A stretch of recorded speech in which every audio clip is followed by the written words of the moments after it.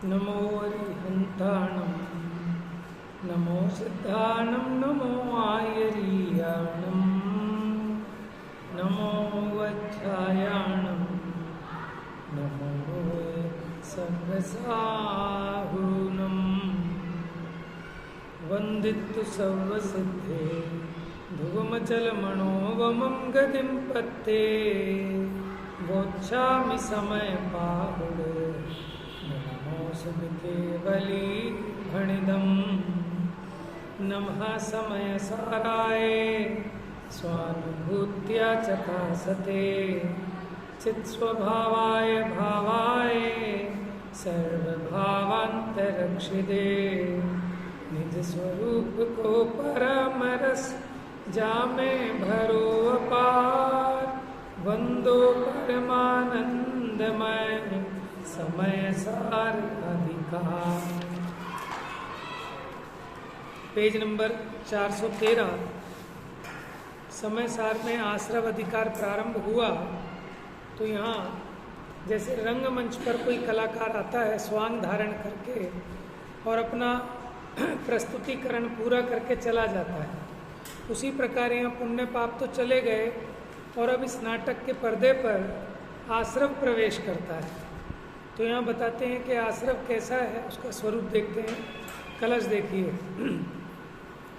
अथ महामद निर्भर मंथरम समर रंग परागत माश्रवम अयमुदार गंभीर महोदयो जयति दुर्जय बोध धनुर्धर।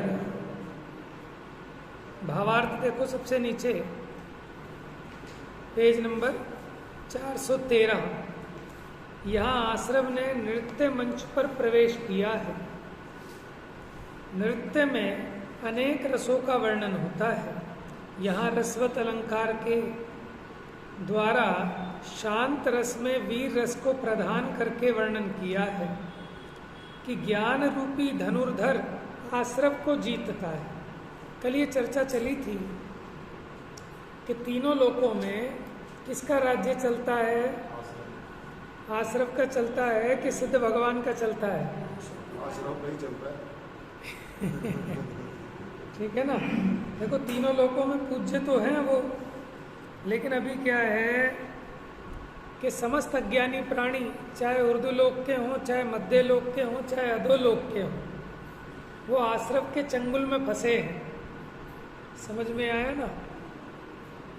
तो आश्रव रूपी योद्धा ने उन्हें जीत रखा है।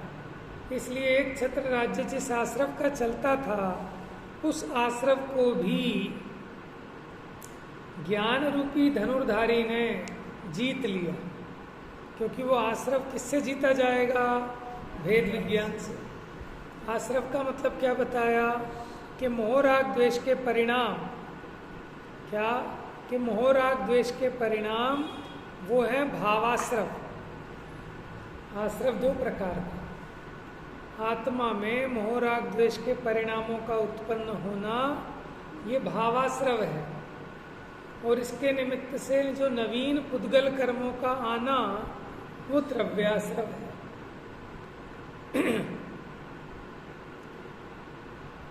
तो यहाँ कहते हैं समस्त विश्व को जीत कर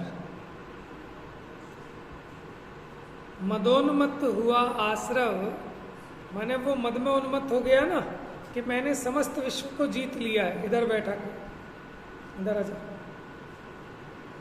समस्त विश्व को जीत कर मदोन्मत्त हुआ आश्रव संग्राम भूमि में आकर खड़ा हुआ, किंतु ज्ञान तो उससे भी अधिक बलवान योद्धा है। किससे अधिक? आश्रव से अधिक। इसलिए वह आश्रव को जीत लेता है। माने अंतर मुहूर्त में कर्मों का नाश करके केवल ज्ञान उत्पन्न करता है। कौन? ज्ञान। जो अपना छोटा ज्ञान है ना, श्रुत ज्ञान, मति श्रुत ज्ञान, ये केवल ज्ञान को आमंत्रित करता है। अब देखिए विषय का प्रारंभ होता है। गाथा 164 और 165।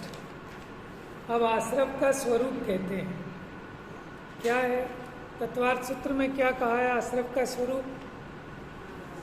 मिथ्या, आवृत्ति, प्रमाद, कषाय, योग, नहीं तो बंध हेतुआ है। काय, वांग, मना, बोलो। हाँ, काय, वांग, मना, कर्म, योग, स आश्रव, कि वो आश्रव है। क्या कह रहे हैं? मन, वचन, काय के निमित्त से जो योग है उसके कारण कर्मों का आना होता है, इसलिए उसको आश्रव कहा। लेकिन अब देखो यहाँ क्या चर्चा करते हैं, देखते हैं, गाथा पढ़ेंगे। मिच्छत्तम अविरमणम कसाय जोगाय सन्न सन्नादु बहुविह भेया जीवे तस्सेव अनन्न परिणामा नानावर्णादीयस्य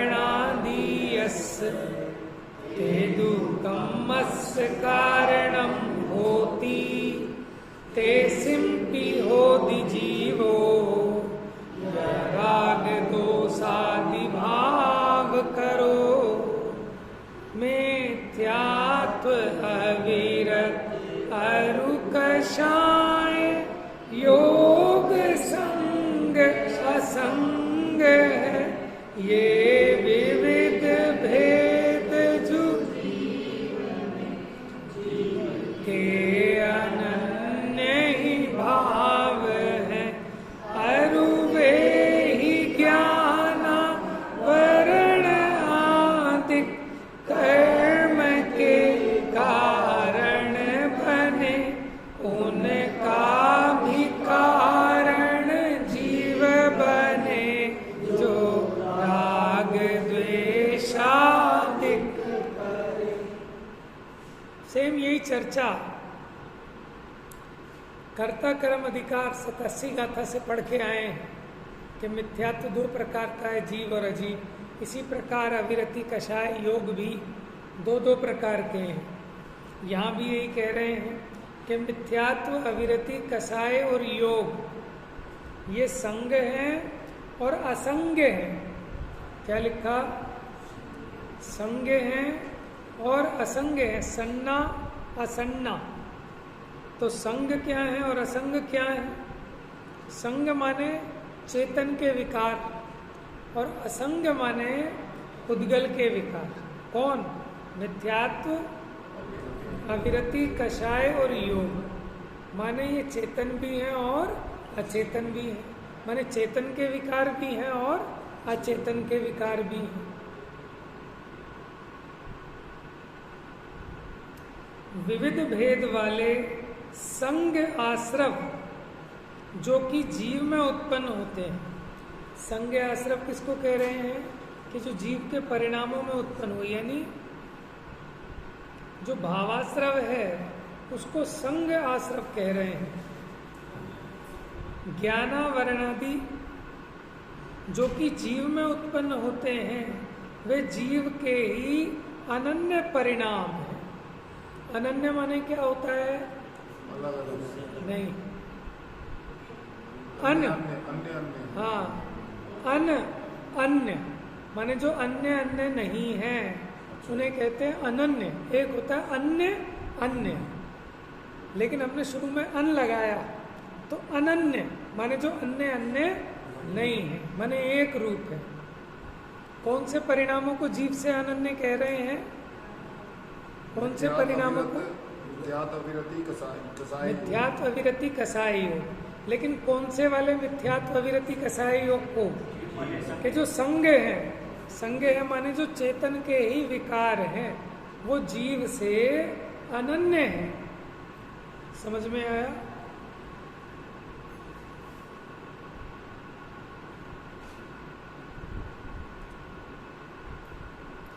तो जीव में उत्पन्न होते हैं वे जीव के ही अनन्य परिणाम हैं। अनन्य का देखो, अन माने होता है नहीं, अन्य। जो अन्य अन्य नहीं है उसको कहते हैं अनन्य। ठीक है, एक शब्द होता है अन्य अन्य, उसका संधि करें तो होता है अन्यान्य, जिससे अन्योन्य भाव बनाया आपका।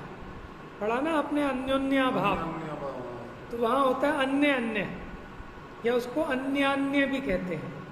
लेकिन यहाँ कह रहे हैं अनन्य। अनन्य मैंने होता है एकम एक, जो अन्य अन्य नहीं है वो कहलाता है अनन्य, माने एक रूप। देखो अभी हमें लगता है कि ऐसा कौन मानता होगा।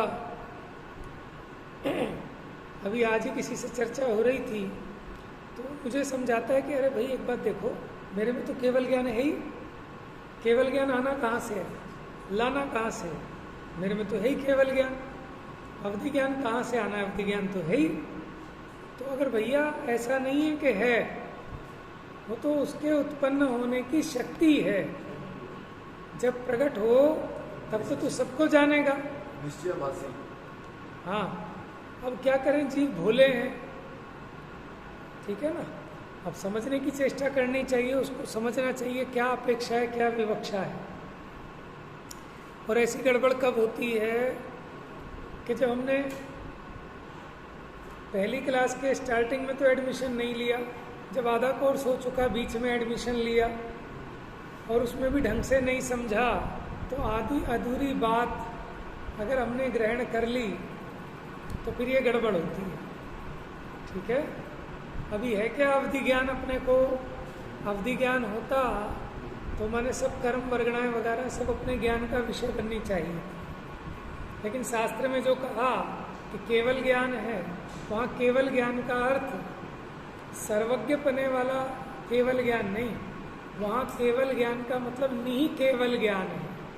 माने केवल माने असहाय, केवल माने असहाय।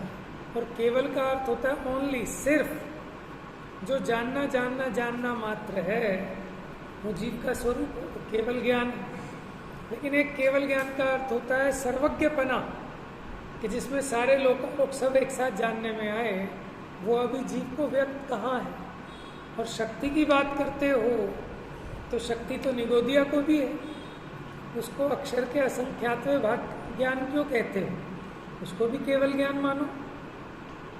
और फिर वहाँ जो प्रतिमा विराजमान अनंत भगवान की क्यों करते हो, एक इंद्रिय की विराजमान करके पूज लो, अगर उसको भी केवल ज्ञान है।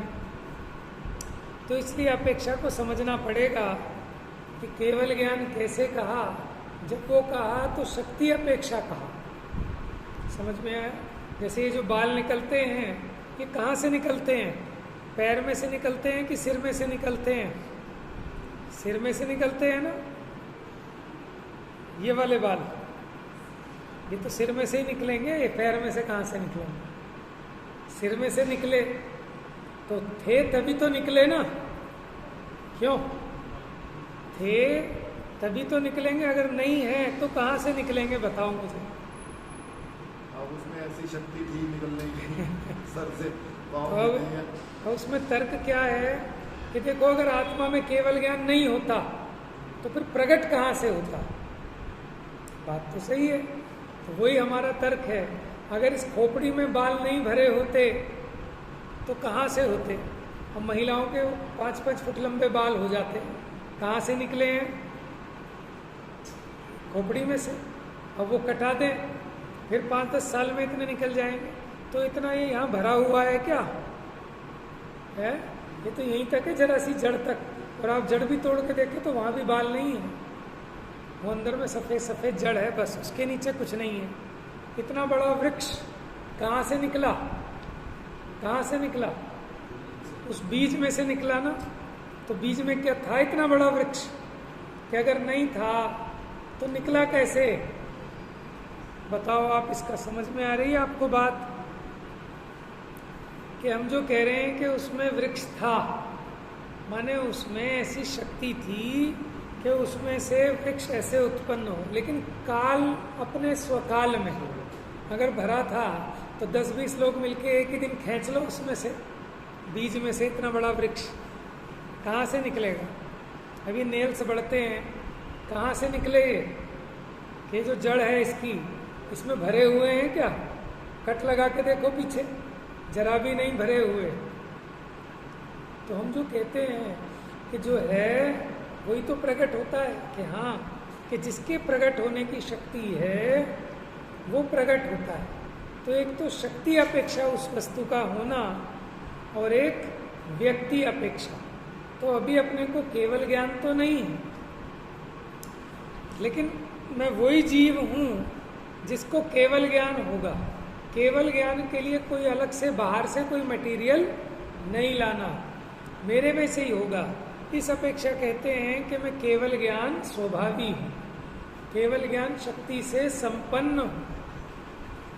ठीक है ना। तो बात जिस अपेक्षा है उस अपेक्षा से उसको नहीं समझें तो कल्याण की बजाय उल्टा अकल्याण हो जाए है?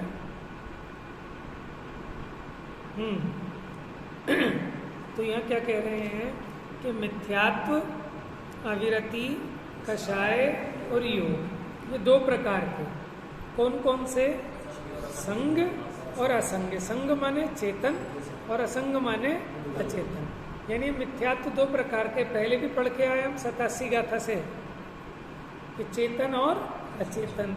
ऐसे ही अविरति भी दो प्रकार की, योग भी दो प्रकार का, कषाय भी दो प्रकार की, चेतन और अचेतन।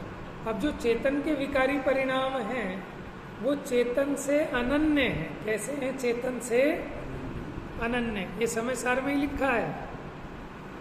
ठीक है, ऐसा थोड़ी ना कि आप समय सार की एक बात को तो मानोगे और एक बात को नहीं मानोगे। अरे हमें सब माननी होंगी, और जहाँ जो जिस विवक्षा से बात कही है उसे उस विवक्षा से मानना ही पड़ेगा। तो संग माने चेतन के विकार और असंग माने उद्गल के विकार। और जो ये जीव में पाए जाने वाले संग विकार हैं ये चेतन का ही परिणाम है, इसलिए चेतन से अनन्य है। और देखो आगे,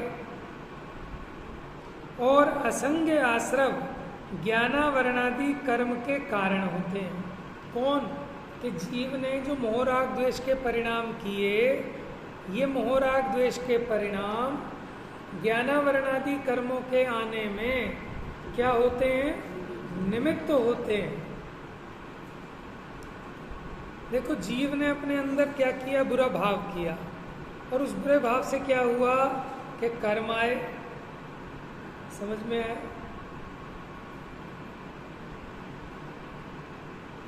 और उनका भी माने जो असंग आश्रव आए उनके कर्म बंध का निमित्त होने में राग द्वेष आदि भाव करने वाला जीव कारण होता है।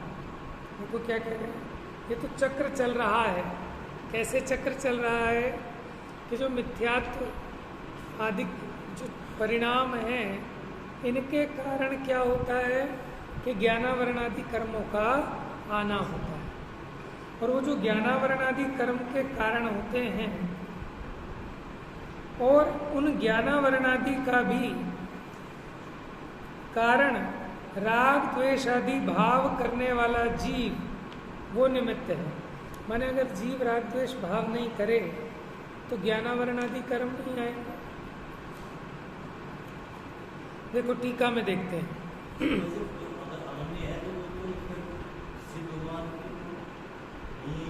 हाँ, आप ये देखो ना, तो फिर अगर सिद्ध भगवान में और हम में, फिर तो हम भी सिद्ध हुए। हम तो संसारी है ना। हाँ, तो कौन से जीव की बात चल रही है? जिनके होते हैं, जिनके नहीं होते उनकी तो बात ही नहीं है। अब आप ये बताओ, मोह राग द्वेष के परिणाम कौन से जीव के होते हैं? संसारी के या मुक्त के?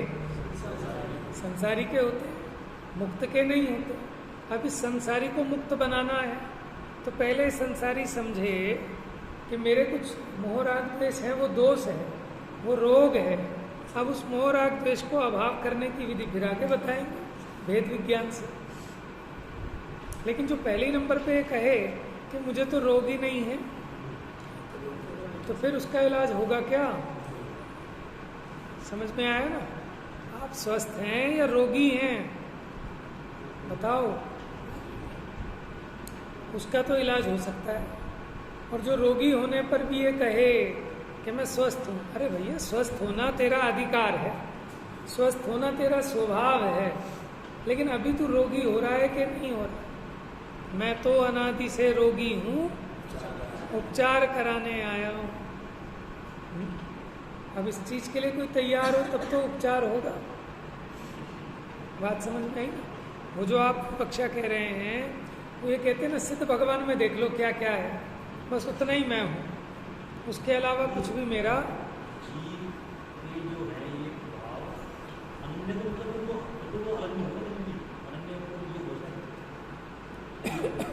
देखो मैं बताता हूँ अनन्य क्या होता है।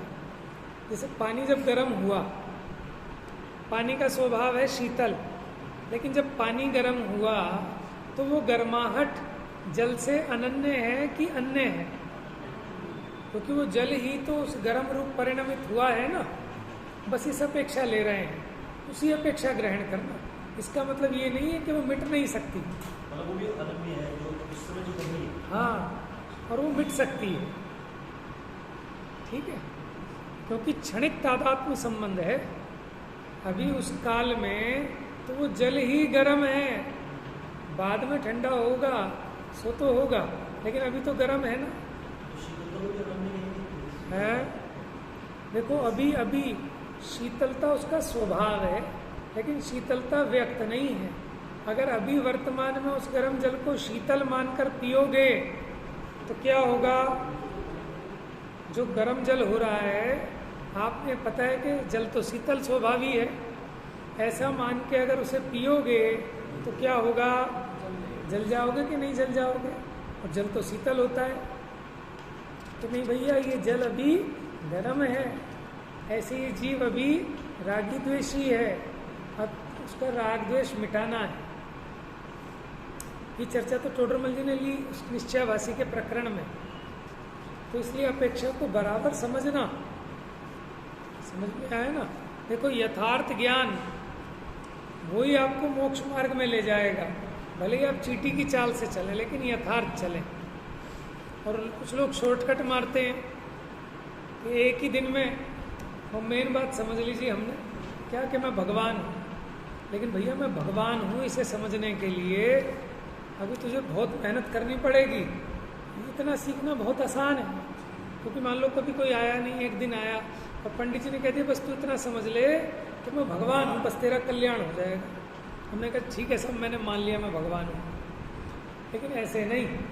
अब उसकी भाव वासना कर, उसको समझ कि तुझे भगवान कह रहे हैं, उसको मतलब क्या है कि भगवान बनने की ताकत है तुझ में। अभी तू सोचे अच्छा मेरी वेदी बनवाओ, अब लिखवाओ 1008 जिनेन्द्र श्री मनोज कुमार जैन, अड़ जाए आदमी। तो जब मैं भगवान हूँ तो मैं तो वेदी में बैठूंगा। समझ में आया? फिर क्या करोगे आप?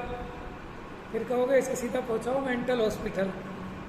अभी तुझे पता है भगवान है तू। बात समझ में आ रही? जो बात कही है उसकी अपेक्षा क्या है कि तू अपना भला करने के लिए और अपना बुरा करने के लिए तू ही तेरा भगवान है। तू ही अपनी नैया पार उतारेगा और तूने ही अपनी नैया डुबो रखी है, इस अपेक्षा तू भगवान है। लेकिन ऐसा भगवान नहीं है कि तुझे वेदी में बिठा के तेरी पूजा की जाए।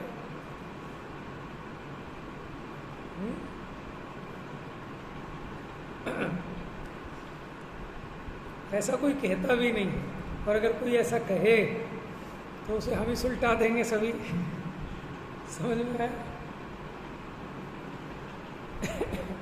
तो इसलिए देखो भगवान भी अगर ये कहें पूजा करें मेरी, तो वो भी भगवान नहीं है। क्या बात है, यहाँ तो भगवान भी ये नहीं कहते कि मेरी पूजा करो। समझ में आया? लेकिन एक दूसरी तरफ देखो तो उन भगवान ने ये बताया कि जो सर्वज्ञ हो, वीतरागी हो, हितोपदेशी हो, वही पूजने लायक हैं। ये भी तो भगवान की वाणी में ही आया कि देव का स्वरूप कैसा है, 18 दोषों से जो रहित हैं वही स्तुति के लायक है। तो जो वस्तु का सच्चा स्वरूप है वो तो आएगा वाणी। तो हम इसलिए कह रहे हैं देखो पूरा आद्योपांत समय सार को समझना है तो अपना पक्षाग्रह एक तरफ रख के जब जो अपेक्षा से जो कथन चल रहा है उसको प्रॉपर समझना पड़ेगा, तभी वस्तु व्यवस्था सही से दिमाग में बैठेगी। ठीक है ना? हम अपने आप छाट छाट के गाथाएं पढ़ लें बस, तो फिर गड़बड़ हो जाएगी। समझ में है ना? मैंने बच्चे को माँ कोई भी व्यंजन बना के देती है, उसमें से छाट छाट के एक एक चीज़ खा ले, बाकी नहीं खाए, तो कैसे काम चलेगा? और बच्चे को दवाई दी डॉक्टर ने, उसमें से उसको जो अच्छी लगती है मीठी मीठी गोली तो खा ले, बाकी दवा छोड़ दे, तो कैसे गुण करेगी? तो इसलिए असली स्वाध्याय तो यही होता है कि हम सारी गाथाओं का ढंग से अवलोकन करें। खाली इतने से काम नहीं होगा कि हमने इतना जान लिया कि मैं भगवान हूँ, उसकी अपेक्षा समझनी पड़ेगी। और उसकी अपेक्षा समझने के लिए समय सार को आपको पढ़ना पड़ेगा, देखना पड़ेगा। और देखो अलग अलग तरह के लोग होते हैं, वो तो बहुत समझदार होते हैं कि जो एक इतनी सी बात समझ के पूरा समझ जाएं, लेकिन हम उतने समझदार नहीं।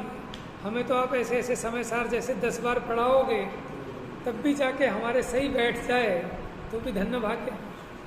ये तो आलसी का चिन्ह है कि मुझे नहीं पढ़ना, इतना मोटा ग्रंथ पढ़ने से। इसका सार तो यही है ना कि मैं आत्मा हूँ, वो मैंने इतना समझ लिया कि अच्छा अब समझ लिया, अब क्या करेगा? अब क्या करेगा है? तो वो तो टोडरमल जी ने चर्चा की है कि जो शास्त्र पढ़ना निरर्थक ठहराता है उसको समझाया है कि भैया जो गणधर हैं वो भी तीनों टाइम पूरी दिव्य ध्वनि सुनते हैं, समझ में आया? और चौथे टाइम जब स्पेशल फिरती है तब भी सुनते हैं, जबकि उन्हें जरूरत नहीं, द्वादशांग के ज्ञाता है, फिर भी सुनते हैं। और तेरा उपयोग इतना शुद्ध हो गया कि तू कहता है कि शास्त्राभ्यास करना निरर्थक है। देखो कम से कम अपनी इतनी समझ तो बना लें कि शास्त्र का जो अभिप्राय है, जिनवाणी जो कह रही है, वो कम से कम मुझे बुद्धि के लेवल पर सही समझ में आ जाए तो ये भी बहुत बड़ी उपलब्धि है। अब ये कलिकाल का प्रभाव ऐसा है कि भाव वासना तो बात की बात है, लेकिन अभी बुद्धि में ही सही विषय नहीं बैठता। समझ में आ रहा है? तो अभी क्या कह रहे हैं? मिथ्यात्व, अविरति, कसाय और योग, कितने प्रकार के? कौन कौन से? संग और असंग, माने चेतन का विकार और अचेतन का विकार। फिर चेतन का जो विकार है, माने चेतन में उत्पन्न होने वाले मिथ्यात्वादी भाव, वो चेतन के अनन्य परिणाम है, माने कोई किसी दूसरे के नहीं है, चेतन के खुद के ही हैं। ठीक है? अगर देखो ये जीव अगर रोग रूप परिणमित हो गया तो फिर तो आप ये कहो कि अगर वो रोगी हो गया तो फिर तो निरोगी हो ही नहीं सकता, जबकि जो रोगी होता है वही तो निरोगी होता है, जो संसारी है वही तो सिद्ध होएगा।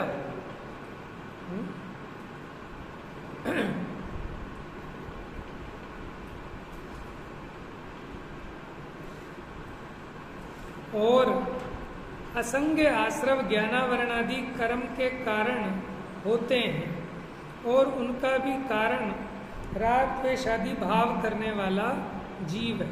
टीका देखते हैं। इस जीव में राग द्वेष और मोह, यह आश्रव अपने परिणाम के कारण से होते हैं। किसी ने कोई जबरन कराए हों, ऐसा नहीं। ये जीव स्वयं मोह राग द्वेष रूप परिणमित होता है। इसको कह रहे हैं अनन्य परिणाम। आप ये नहीं कह सकते तो मेरे है ही नहीं, जिम्मेदारी आपकी है। इसलिए वे जड़ ना होने से चिदाभास है। जड़ नहीं कह रहे उसको, क्या कह रहे हैं? चिदाभास। जड़ कहने के लिए मना कर दिया जीव में। और ये मूल वचन है अमृतचंद्राचार्य के संस्कृत में, देख लो आप।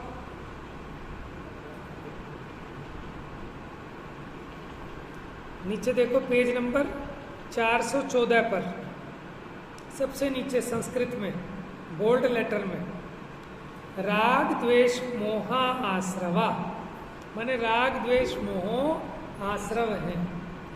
यह ही जीवे स्वपरिणाम निमित्ता, ये जीव के अपने परिणामों से होते हैं। अजड़त्वे सती, अजड़त्वे, ये जड़ नहीं है। जैसे पुद्गल जड़ है, ऐसे ये जड़ नहीं है। चिदाभासः, इसलिए इसमें चेतना का आभास होता है। चिदाभास इसलिए कहे कि चेतन का स्वरूप नहीं है। हुए तो हैं, वो जल गर्म हुआ तो है, लेकिन वो उस जल का स्वभाव नहीं है। ऐसे ये चेतन में हुए तो हैं, लेकिन ये चेतन के विकार है, चेतन का स्वरूप नहीं है। इसलिए इसको कहा कि चिदाभास है, लेकिन उद्गल वाले हों ऐसा भी नहीं है। मिथ्यात्व, अविरति, कषाय और योग, ये पुद्गल परिणाम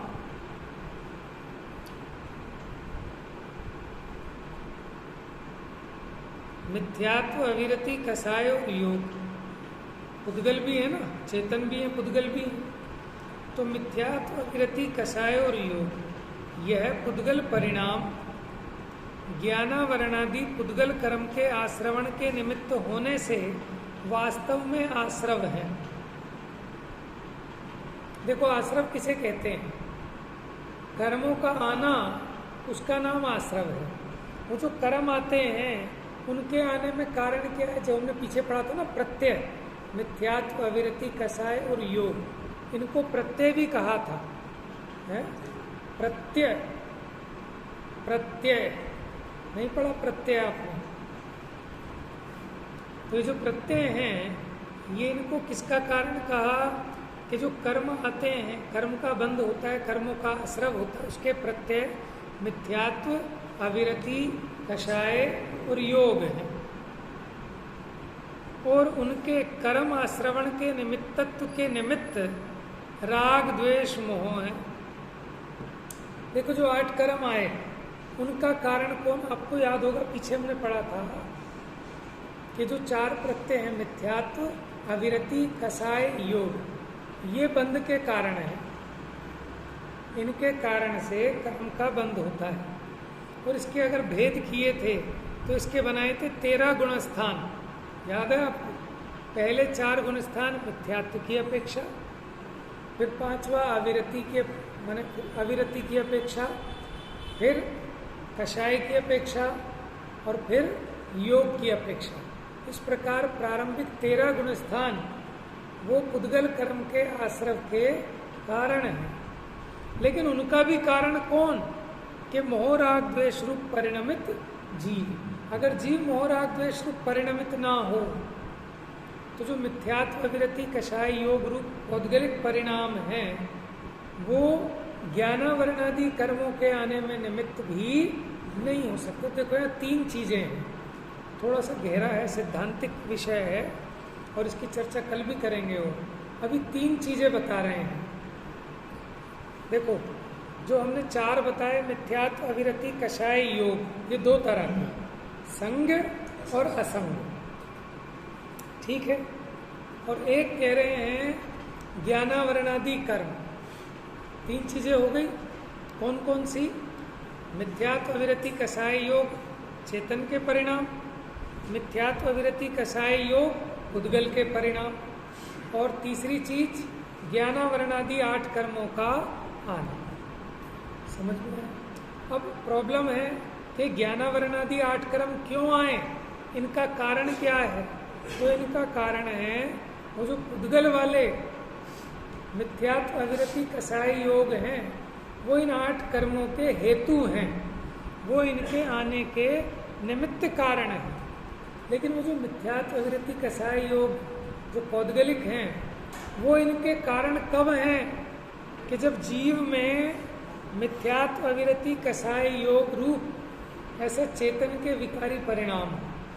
देखो, इस पे क्या हुआ कि चेतन ने अपने में विकार परिणाम किया, मिथ्यात्व, अविरति, कषाय, योग। और चेतन का ये परिणाम पौद्गलिक मिथ्यात्व, अविरति, कषाय, योग में निमित्त होता है, और वो निमित्त होता है 8 कर्मों के आने में। 3 चीजें चलेंगी, देखना। भाषा थोड़ी कठिन है, पढ़ो जरा। पेज नंबर 415 पर मिथ्यात्व, अविरति, कषाय और योग, यह पुद्गल परिणाम लिखा है ना स्पष्ट, और संस्कृत में भी लिखा है मिथ्यात्व, अविरति, कषाय, योग पुद्गल परिणामा। ये पुद्गल के जो परिणाम हैं ये ज्ञानावरणादि पुद्गल कर्माश्रवण निमित्तत्वाति किलाश्रवा, ये कर्मों के आने में निमित्त हैं, इसलिए ये ही आश्रव है। कौन? ये मिथ्यात्वादी, वास्तव में यही आश्रव है। और उनका भी आश्रव का निमित्त देखो, मिथ्यात्व, अविरति, कषाय और योग, यह पुद्गल परिणाम ज्ञानावरणादि पुद्गल कर्म के आश्रवण के निमित्त होने से वास्तव में आश्रव हैं, और उनके कर्म आश्रवण के निमित्तत्व के निमित्त राग, द्वेष, मोह है। देखो 3 आदमी खड़े हैं। कौन खड़े हैं? 3 लोग खड़े हैं। अब जो सबसे आगे खड़ा है वो गिरा, समझ में? उसके गिरने से मोबाइल टूट गया। तो इस मोबाइल के टूटने का कारण कौन? वो जो आदमी गिरा। लेकिन वो ऐसे नहीं गिरा, उसको किसका धक्का लगा? उसके पीछे जो खड़ा था। इसके गिरने का निमित्त कौन? जो इसके पीछे खड़ा था। लेकिन वो आगे वाले के गिराने में जो निमित्त बना, उसका भी निमित्तत्व जो उसके पीछे तीसरा बंदा था वो है। आपको समझ में आ रही है कुछ? कि 3 बंदे हैं, सबसे आगे वाला गिरा, लेकिन वास्तव में आगे वाला नहीं गिरा, उसके पीछे वाला गिरा तो आगे वाला गिरा। इसलिए असलियत में तो धक्का आगे वाले ने, मोबाइल आगे वाले ने नहीं तोड़ा। मोबाइल टूटने का असली कारण उसके पीछे वाला है। लेकिन उसके पीछे वाला भी मोबाइल टूटने का कारण क्यों है? कि उसके पीछे वाला वो गिरा, वो खड़े खड़े सो गया तो आगे लुढ़क गया। तो असली कारण कौन? कि जो सबसे पीछे खड़ा है। तो जो कर्मों का आश्रव होता है, इसमें पौद्गलिक मिथ्यात्वादी निमित्त है। लेकिन वो पौद्गलिक मिथ्यात्वादी भी निमित्त कब हुए? कि जब जीव अपने में मिथ्यात्वादी परिणाम रूप परिणमित हुआ। तो असली आश्रव कौन? कि जीव के भीतर होने वाला मोह, राग, द्वेष का परिणाम, वो असली आश्रव है। उसको मेटना है। बात समझ में आई? नहीं आई तो कलोर आ जाएगी। हाँ, बहुत बढ़िया। देखो, ये 2 आश्रव के कारण है, मिथ्यात्व, अविरति, कसाई। वो 2 प्रकार के, चेतन और अचेतन। जब चेतन ने अपने में भाव किया तब वो अचेतन वाला होता है आश्रव, और उसके निमित्त से ज्ञानावरणादि 8 कर्म आते हैं। तो अगर सारी इस परंपरा को रोकना है तो किसको फोकस करना है?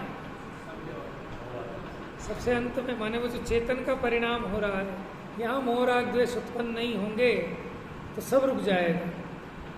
जो संज्ञा वाला है वो भावाश्रम हुआ, और जो द्रव्य वाला है वो पुद्गल कर्म है। ऐसे ही होना नहीं, वो जो पुद्गल कर्म को अलग गिना रहे हैं। असंज्ञ वाला तो द्रव्य आश्रम हुआ। वो क्या है कि वो जो पुराने पुद्गल कर्म बांधे थे उसका विपाक है। जो पहले इसने कर्म बांधे थे ना, देखो इसमें होता क्या है। अब अच्छा है आप समझ रहे हो, थोड़ा समझ लो, चर्चा तो फिर कल पढ़ेंगे। देखो क्या होता है, जब इस जीव को मोह, राग, द्वेष हुआ, ऐसे फोकट में थोड़ी हो गया। उस समय पुराने कर्म का उदय वो निमित्त होता है। अगर पुराने कर्म का उदय ना हो तो जीव में विकार भी नहीं होगा। बात समझ में आ रही है? जब जब जीव में मोह, राग, द्वेष परिणाम होता है तो इसने पहले जो कर्म बांधा था उसका उदय निमित्त होता है। समझ में आ रहा है? और अभी जब जो जीव ने परिणाम किए, इस परिणाम के निमित्त से जो कर्म प्रकृतियां पड़ी हैं उनका भी विपाक होता है, और उसके कारण नए कर्मों का आना होता है। तो ये परंपरा कैसी चल रही है कि चेतन से अचेतन, अचेतन से चेतन, इस प्रकार ये सर्कल चल रहा है। अब इसकी चर्चा इसी में आएगी आगे, और ये गाथाएं कई सारी आएंगी अभी इसका और खुलासा होगा धीरे धीरे। तो बस ये पैराग्राफ पढ़ के पूरा करता हूँ। मिथ्यात्व, विरति, कषाय और योग, यह है पुद्गल परिणाम। देखो, हम अपने घर से कुछ नहीं समझना हमको, हमें तो जो यहाँ लिखा है हमें उसको समझना है, उसका सही अर्थ अपने को समझना है। हमें चेंज करने की ज़रूरत नहीं है, इसको समझने में अपनी बुद्धि लगानी है। मिथ्यात्व, अविरति, कषाय और योग, ये पुद्गल परिणाम कौन से हैं? पुद्गल परिणाम ये वो नहीं जो अपने भीतर हुए, हाँ ये असंग वाले हैं, तो पौद्गलिक हैं। ज्ञानावरणादि पुद्गल कर्म के आश्रवण के निमित्त होने से वास्तव में आश्रव हैं। कौन? ये पुद्गल वाले मिथ्यात्वादी, ये आश्रव हैं। और उनके माने उनमें इतनी ताकत कहाँ से आई कि जो मिथ्यात्वादी असंग हैं ये कर्मों के आने में निमित्त बने, इनमें ये निमित्तपना कहाँ से आया? तो उनके कर्म आश्रवण के निमित्तत्व के निमित्त राग, द्वेष, मोह है, जो कि अज्ञानमय आत्म परिणाम है। माने जीव ने अपने में जो अज्ञान रूप परिणाम किया मोह, राग, द्वेष का, इसलिए मिथ्यात्वादी पुद्गल परिणामों के आश्रवण के निमित्तत्व के निमित्त भूत होने से राग, द्वेष, मोह ही आश्रव हैं, और वे तो अज्ञानी के ही होते हैं। माने कौन से? वो मोह, राग, द्वेष अज्ञानी के ही होते हैं। यह अर्थ में से ही स्पष्ट ज्ञात होता है। यद्यपि गाथा में स्पष्ट शब्दों में नहीं कहा, लेकिन गाथा के अर्थ में से ही आशय निकलता है। भावार्थ, ज्ञानावरणादि कर्मों के आश्रवण का निमित्त कारण तो मिथ्यात्व कर्म के उदय रूप पुद्गल परिणाम। देखो क्या कह रहे हैं, तो मिथ्यात्व कर्म का जो उदय आया ना, वो नवीन कर्म के आने में निमित्त होता है, इसलिए वे वास्तव में आश्रम हैं। और वो जो मिथ्यात्व कर्म का उदय आया वो नए कर्मों को बुलाए, उसमें भी निमित्त भूत होने का निमित्त जीव के राग, द्वेष, मोह रूप परिणाम है। इसलिए राग, द्वेष, मोह ही आश्रव है। उन राग, द्वेष, मोह को चिद विकार भी कहा जाता है। वे राग, द्वेष, मोह जीव की अज्ञान अवस्था में ही होते। मिथ्यात्व सहित ज्ञान ही अज्ञान है। यहाँ अज्ञान का मतलब क्या लेना, कि मिथ्यात्व के साथ जो रहने वाला अज्ञान है उस अज्ञान की बात है। इसलिए मिथ्या दृष्टि के अर्थात अज्ञानी के ही राग, द्वेष, मोह रूप आश्रव भाव होते हैं, मिथ्या ज्ञानी की अपेक्षा बात है। तो अभी ये विषय चल रहा है कि कर्मों का आश्रव होता क्यों है, इसकी खोज चलेगी ना अभी, कि हमें तो आश्रव दुख रूप है, तो उस आश्रव को मिटाना है। आश्रव होता है कर्मों का आना। अब कर्म क्यों आए, कि वो जो पौद्गलिक मिथ्यात्व आदि हैं उनके निमित्त से। कि पौद्गलिक मिथ्यात्व आदि उसके निमित्त कैसे बने, कि जब जीव ने अपने में मोह, द्वेष परिणाम किया। तो अब इतनी समझ में बात आ गई कि असल में तो आश्रव कौन, कि जीव में होने वाले मोह, राग, द्वेष के भाव वो असल में आश्रव है। तो उनको मिटने का उपाय करना, क्योंकि वो मिट जाएंगे तो फिर सारा कलेश मिट जाएगा। जड़ को पकड़ाना, वो क्या कहते हैं, चोर को मत पकड़ो, क्या कहते हैं, चोर की माँ को पकड़ लो, ऐसे ही है ना कुछ कहावत है। तो माने जड़ पकड़ लो। तो आज अब जड़ पकड़ी है कि आश्रवण की निमित्तता, उसका भी निमित्त जीव के मोह, राग, द्वेष रूप परिणाम है, और वो परिणाम जीव के आत्ममय परिणाम है, जीव के साथ अनन्य है, और वो परिणाम दुख रूप है, वो जड़ नहीं है, वो चेतन के विकार है। अब इसको कैसे मेटना है उसकी चर्चा इसमें चलेगी क्रमशः, थोड़ी बुद्धि भी लगानी पड़ेगी। मिथ्यात्म नाश वे को